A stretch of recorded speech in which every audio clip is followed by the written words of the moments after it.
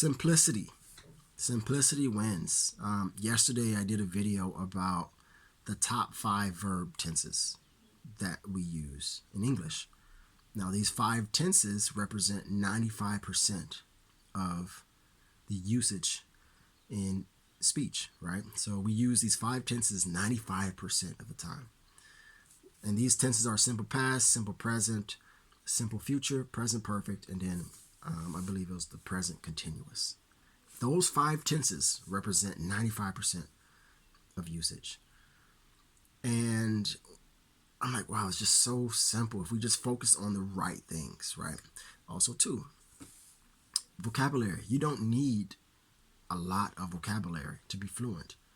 The average 5-year-old child has a vocabulary of 2,200 words in their native language. I'll repeat that. The average 5-year-old child has a vocabulary of 2,200 words. That's an A2 level. But they repeat. The repetition, the simplicity keeps things going. That's the key for your fluency, is keeping things simple and repeating.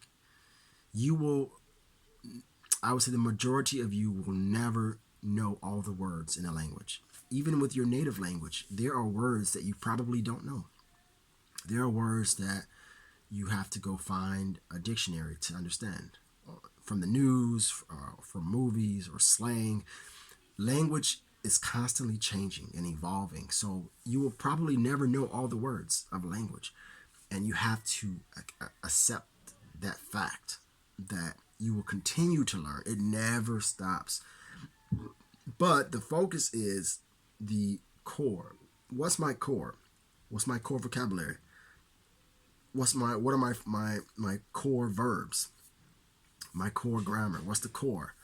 Focus on that core, and then everything else is extra. Everything else is extra. Simplicity wins.